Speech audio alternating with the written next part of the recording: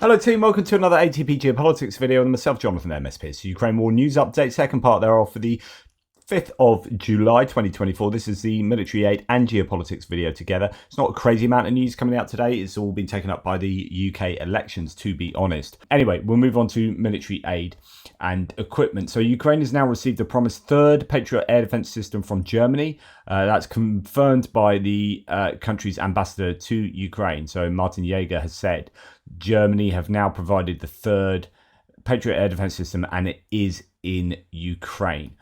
Good stuff there. Now, German aid to Ukraine corrects the claims from yesterday. So basically, there was this claim from Julian Rutger, the Bild, which is a German tabloid newspaper journalist, who said that the Germans had given some more equipment to Ukraine, and that was all great. And look, here's all the stuff. But he was like, German aid to Ukraine's like, what's going on here?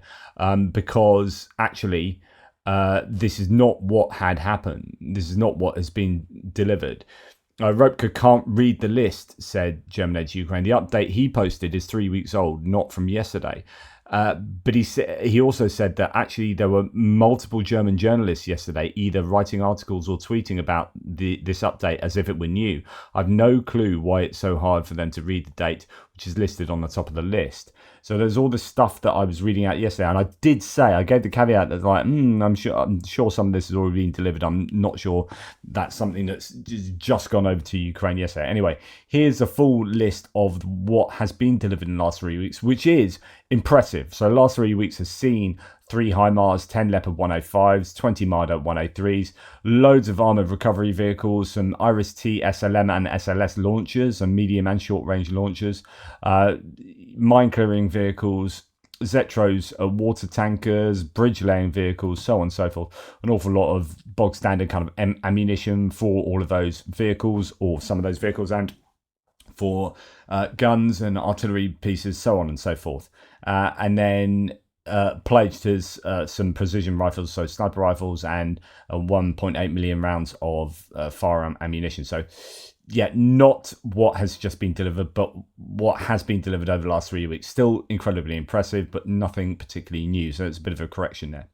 Okay, I did report on this, but there's some pictures coming out. This breaking National Guard of Ukraine has received a batch of the latest Novator 2 vehicles. So these are indigenously made, Ukrainian-made vehicles. After nearly a year of testing, serial production of these specialized armor vehicles has begun.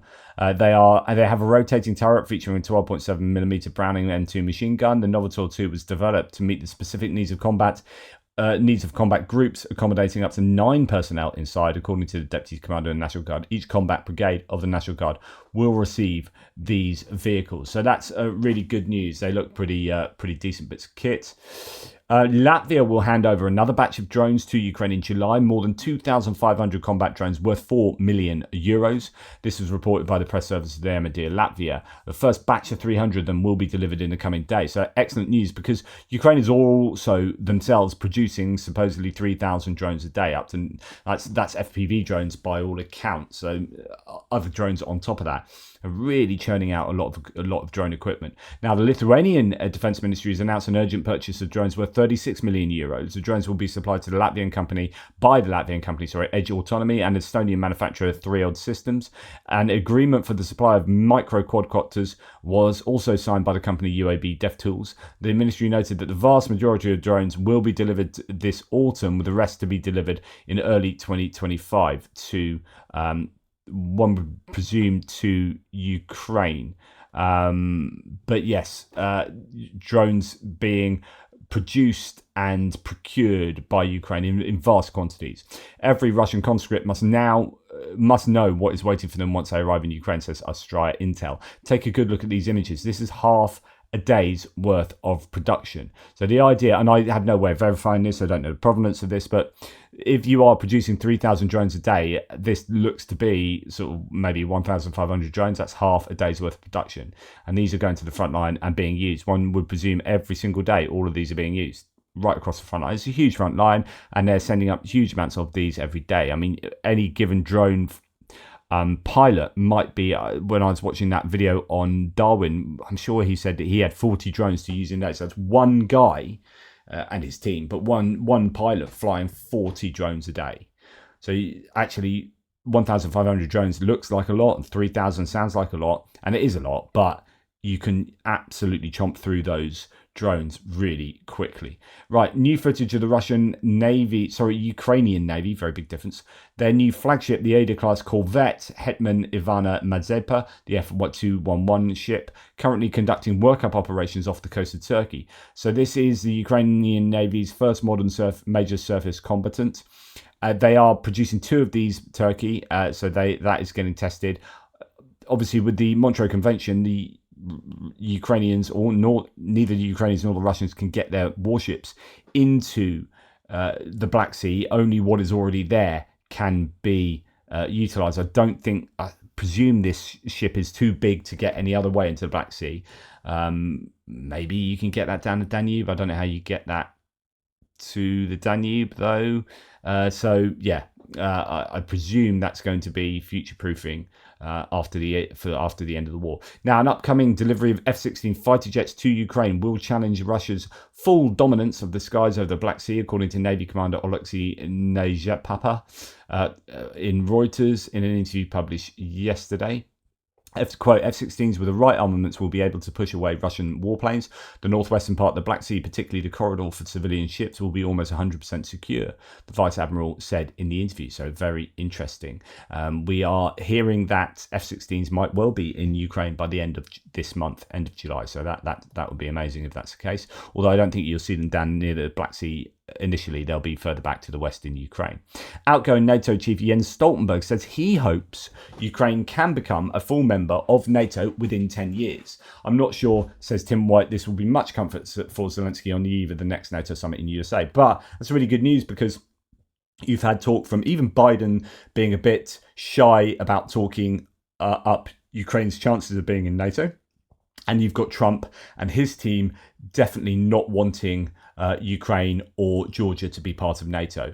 So it's interesting that Stoltenberg is positioning himself against both of those American politicians. Right, moving on to geopolitical topics. Not an awful lot of stuff to talk about. We're going to start with Lord Jabba the Hutt, Toad-in-Chief, Hungarian Prime Minister Viktor Orban. He's arrived in Moscow for a visit, according to Russian media. So, as Tim White says, Hungarian Prime Minister Orban's arrived in Moscow, presumably to report back on to his master Putin about what he found out in Ukraine. Of course, he's just been to Ukraine, visited Ukraine, and now he's shot straight over to Putin and Moscow. It does seem very much like he's running to Russia with news of what he learnt from Ukraine. Anton Gerashchenko said Viktor Orban has met with Putin and called this meeting special, according to media reports. The video. Now, I am fairly sure this has been nowhere. I'm going to have to go and find this, because I'm fairly sure it's been criticised by the EU. Yeah, so this is being met with absolute disdain. So I don't think they've taken over the EU presidency, right? And he's gone straight to Putin. And I don't think this is on behalf of the EU particularly. Like, he's going there as kind of president of the EU, but the council presidency, sorry. But yeah, interesting. So Kaja Kallas in Moscow, Viktor Orban in no way represents the EU or the EU's positions. He's exploiting the EU presidency position to sow confusion. The EU is united clearly behind Ukraine and against Russian aggression. So that's Kaja Kallas. We've got Olaf Scholz. Viktor Orban is visiting Putin as Hungarian Prime Minister. In foreign policy, the European Council is represented by Charles Michel. The EU's position is very clear. We condemn the Russian war of aggression. Ukraine can rely on our support. Peter Fiala, who's the Prime Minister of Czechia. Viktor Orban does not represent our or EU interests in Moscow, nor does he have any mandate to negotiate on our behalf. The Czech position is clear. Putin is the aggressor. We stand with Ukraine. Donald Tusk, PM Orban on his way to Moscow. We will serve as an important tool in making the first step towards peace. The question is in whose hands this tool is. So on and so forth. It's just, he's getting absolutely slammed for doing this by anyone and everyone who is in the EU. Michael Roth here. It's a scandal that Orban is shamefully abusing the EU Council presidency and travelling to Kremlin without mandate. He's undermining the core principles of EU foreign policy. Either the Hungarian government respects its current role in the EU, or it should resign as chair. Wow, that is harsh. And then we have Viktor Orban himself. You cannot make peace from a comfortable armchair in Brussels, even if the rotating EU presidency has no mandate to negotiate on behalf of the EU. We cannot sit back and wait for the war to miraculously end. We will serve as an important tool in making the first step towards peace, and that's what Donald Tusk was taking the mickey out of. This is what our peace mission is about. And of course, this very much looks like complete appeasement. Guy Verhofstadt, prominent Belgium MEP, how can real EU leaders let this happen? Orban can go sit on Putin's knee, but does not speak for Europe. I mean, this is really strong. It's incredible that he's got to go there. Really strong rhetoric against Orban. Yeah, Anne Applebaum, Viktor Orban, whose country holds the rotating presidency of the EU, has gone to Moscow against the wishes of just about every other member state. Presumably, he needs to get his orders from Putin. And Charles Michel, who should be doing that kind of thing instead, but of course doesn't want to go to Russia because that's appeasing the dictator. The EU rotating presidency has no mandate to engage with Russia on behalf of the EU. The European Council is clear. Russia is the aggressor. Ukraine is a victim. No discussions about Ukraine can take place without Ukraine. Just, yeah, brilliant. Great stuff there from the EU in repudiating Orban's moves there to try and, I guess, upset the apple cart and appease I mean, essentially he's just gone on a hot date and maybe, I don't know, he wants to hold hands or something. Right, going on to the UK election. Again, I know I've spoken about this ad infinitum, but Zelensky has extended his congratulations to Keir Starmer, who became the next Prime Minister of the UK today with a resounding victory that I've talked about both last night, but more prominently this morning in my synopsis. Here we've got Keir Starmer visiting a car graveyard in Irpin. So he has been out there. I think it's important that he shows that Ukraine is an incredibly crucial element of the UK's foreign policy moves and agenda. Here, this is back in February 2023. He repeatedly pledged to continue the UK's strong support for Ukraine, and Ukrainian officials I've spoken to were not worried about the results of this election. So this is generally good news for Ukraine. Welcome news, because there are other countries that are sort of moving in the wrong direction. So just to remind you, if you didn't see it earlier, Labour made a resounding success of this, a landslide victory, but it's a very wide but shallow victory. So there wasn't an increase in voter numbers in terms of how many people came out to vote for Starmer's Labour. In fact, they got lower voter numbers than 2017 under Corbyn, which is fascinating. Of course, in 2019, Corbyn's Labour absolutely tanked. They went for a real radical left-wing policy agenda. They tanked. Starmer took over and took on this centrist stance. His whole speeches were about centrism. Everything's about centrism and keeping this on a real narrow agenda. And because Reform came along and completely split the Conservative vote and Lib Dems nibbled at the sides, Lib Dem have had a hugely successful campaign and election that has destroyed the Conservative vote share, and Labour have got in with a massive landslide without really doing an awful lot or increasing their vote share, right? So, or increasing their vote numbers. Now, Reform, I think, is it correct that Reform got more? In fact, it's down here. Like, this is insane. And this is why people are clamoring for proportional representation. Of course they will now. I've been saying this for bloody 20 years. Reform got 4.1 million votes. They got 4 MPs. 4.1 million votes, 4 MPs. Most of their votes were spread across the country. Lib Dems had 3.5 million votes. Fewer votes by 600,000. 600,000 fewer votes, and they got 71 MPs. Lib Dems 71 MPs, and Lib Dems do badly out of first past the post, but this is how badly Reform did. Now, I don't like Reform, but they actually are justified in being super upset and not having like 80 plus MPs. Absolutely incredible. And in fact, this is well explained here. So this lets you know what's going on. Sophie, thank you very much. 2 seats left to declare. This is what our final forecast looks like. Great night for the new Prime Minister. That is comparable to Tony Blair and the landslide in '97. This is a disaster without precedent. You can go back all the way to 1832. You won't find a result as bad as that. 1923, the last time the Liberal Democrats did as well as this. It's better than Clegg, Paddy Ashdown. The SNP swept away by the Keir Starmer change agenda. And how do you get just 4 seats for 4 million votes and yet 71 seats for 3.5 million? I will show you. And therein is a word of warning for the 2 parties that did well overnight. So Labour, you can see, just up 1% in terms of vote share. That is less than 2017 when Jeremy Corbyn was defeated by the Conservatives, and it's certainly worse than the landslide in 1997. And a similar tale of caution for the Liberal Democrats, flatlining at 13%. So how did they do so well? The simple answer is that they concentrated their vote in those seats where it counted. So where the Conservatives were up against Labour, Labour is up 6%. The Liberal Democrat vote is squeezed. There's your evidence of tactical voting. Conversely, in those seats where Liberal Democrats were best placed to defeat Conservatives, they're up 7, Labour are down 1. And there you see the Reform vote taking big chunks out of the Conservative vote. So it is more...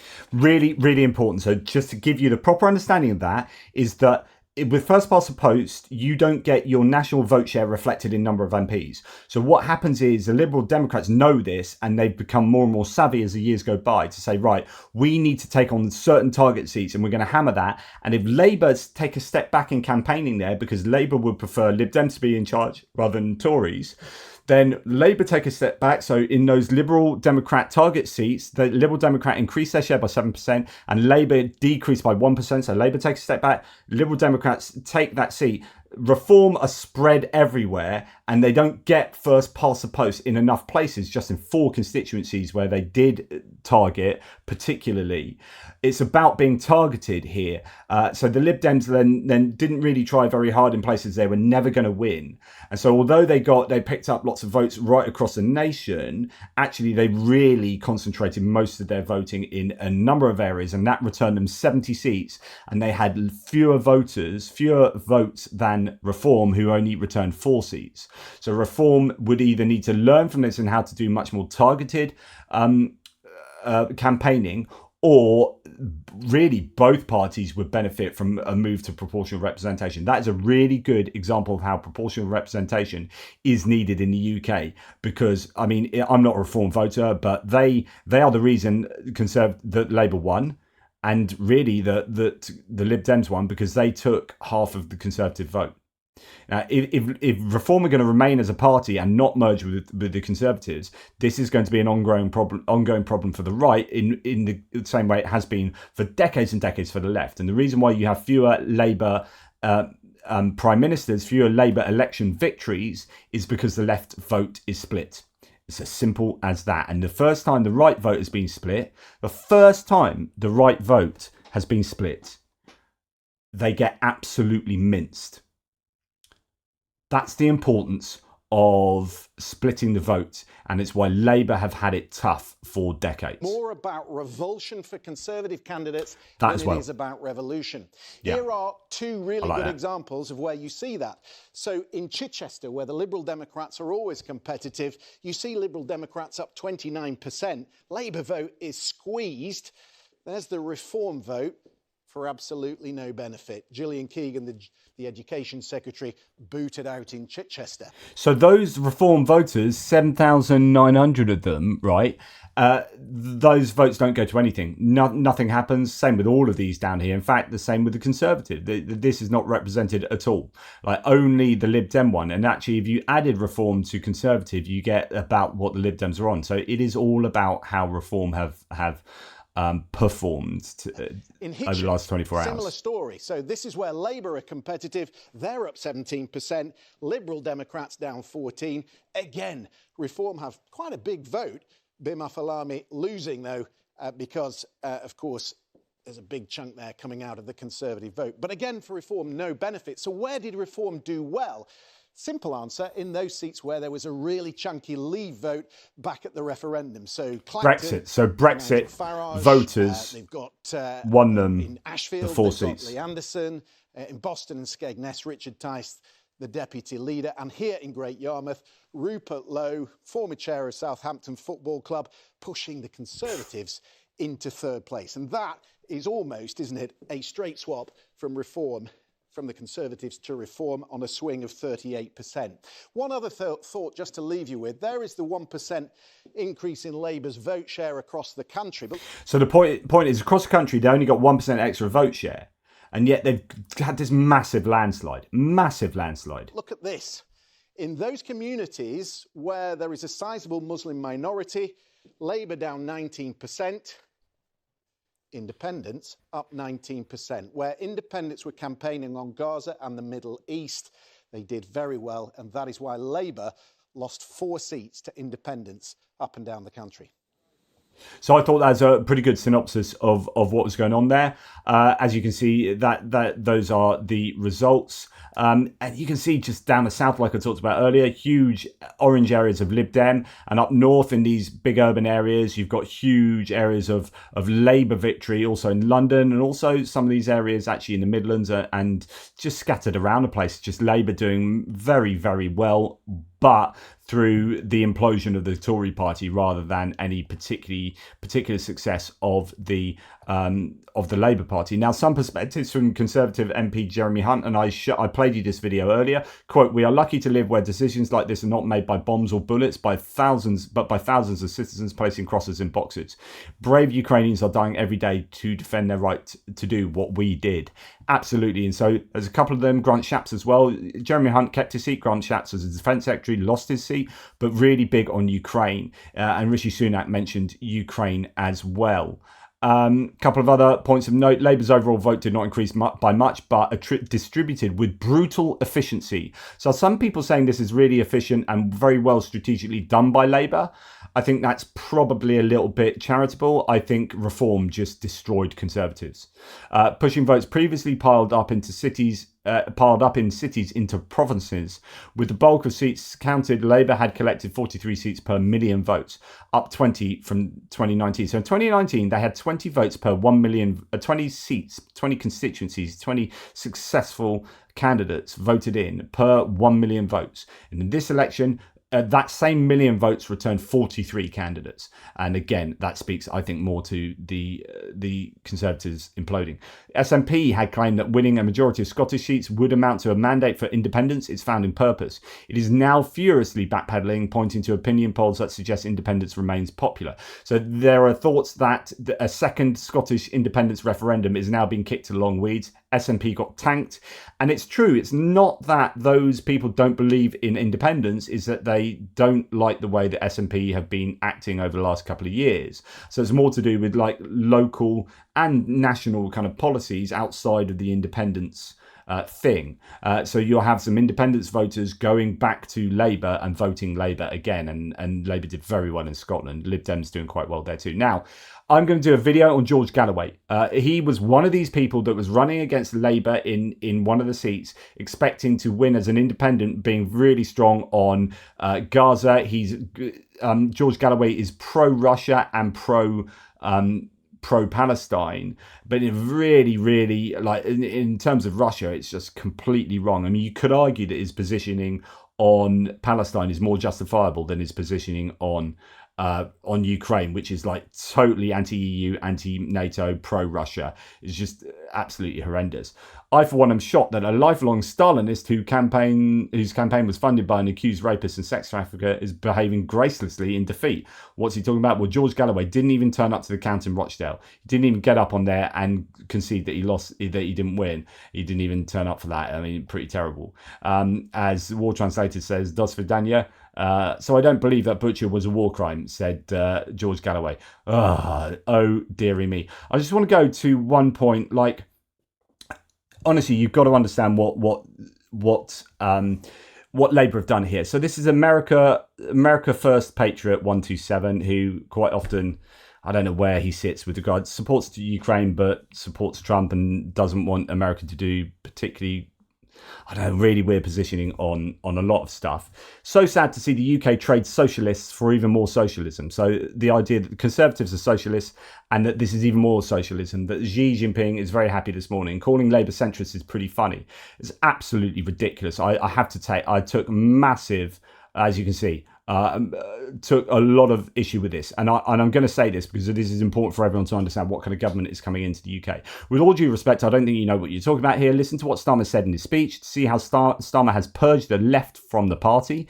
See the activity of people like Mandelson, so one of these people that pulls the puppet strings at the back of the party, operating in the shadows. This is Blair's new Labour 2.0. All the papers recognise this and have for some time. So, for example, last year's paper, Guardian paper, saying a centrist Labour is back, but this time it cannot take the working class for granted. They had the most radical manifesto in decades in 2019 and got hammered, right?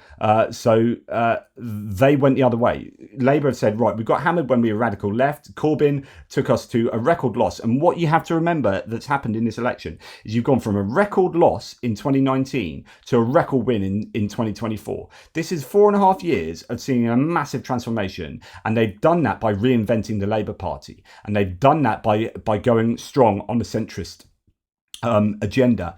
You've also seen incredible scenes like Liz Truss being the Prime Minister 2 years ago and losing her seat in South Norfolk. You've had, as mentioned, Grant Shapps, Jacob Rees-Mogg, and all sorts of other big hitters. Penny Mordaunt, really big Conservative hitters lose their seats. This is absolutely huge. So they've been slammed by the Labour left for going centrist, which is why you've seen a bleed to the independents and the Greens and a low turnout. And this is why a number of unions did not endorse them. So the idea that these guys are like crazy socialists and Xi Jinping would be happy is just not to understand the actual reality on the ground in the UK. And it's also to be someone that sits on the far right in the US and go anything to the left is Marxist. Like the Democrats are just Marxist, whereas the Democrats would be pretty centrist in European politics. This is why a number of unions did not endorse them. This is why their manifesto, have you read it? Because I have read the entire Labour manifesto, is decidedly centrist from a UK European point of view. And then, Wikipedia says Starmer's tenure has seen the party move closer to the political centre. Starmer's faced claims that he's carried out a purge against the potential left-wing candidates by suspending 2 left-wing MPs amid the move towards the centre. Again, I think you evaluate things from a really blinkered position, and in this case, one that is also wrong. As the SSRN working paper, Centrism, the Labour Party and Keir Starmer in 2023, a note concludes, and I could read all of you that, I'll just read you the very last paragraph. In the process, centrism triumphed again, and so does the situation stand in mid-2023. This is an American paper, by the way, as the Labour Party looks forward to the general election, one that, with Labour looking electable even to those on the right as they watch their usual favoured party struggle, may well see it return to government, bringing back Blairism. However, it will be profoundly different circumstances from those which prevailed and seem likely to go on prevailing in 1997, economically, fiscally and politically, with all that implies about how it is likely to be received. So this is the idea that is just definite centrism. That's what he's platformed on. And of course, then he says back, well, you said it right there, centrist from a European perspective. Okay, well, if you want to call that some kind of Marxist socialism, then so be it. I mean, you're just warped by some Trumpist view. So in comparison to the rest of the world, they are radical left socialists. No, they're not. If you think the Labour Party, as has just with Keir Starmer that got up and said, we've changed the party. Go and listen to his speech. We changed the party. You see him purge all the left-wingers out. They've changed it to a centrist party. They've got a decidedly centrist policy agenda in their manifesto. They're being super cautious. They're being fiscally cautious. And to think that they're radical left socialists is not to understand politics. And yes, I did read their manifesto. Bollocks. BBC, bollocks you read their whole manifesto. BBC is also a nice interactive tool to compare across them. But yes, they do have a good tool. I just doubt you've read their entire manifesto as an American sitting there. But anyway, I don't mean to call you a liar, but like the idea that these are radical left socialists is just nonsense. Jeremy Corbyn was more of a radical left. He was just a general centre left leader, and he was absolutely repulsed by. In fact, he's being deselected by the party because he's too left wing. Diane Abbott was deselected and sort of begrudgingly, and a whole controversy. Like Jeremy Corbyn was if you could argue, a radical left socialist, right? And he got absolutely tonked. The party got tonked in 2019 for that. And they've changed the party, reinvented themselves as New Labour 2.0. And it's centrist. It is not what that was. If you don't want to believe that, well, I can't help you there. But that's clearly what has taken place. Anyway, thanks for watching. Please like, subscribe, share. Take care. Speak soon. Doodle pips.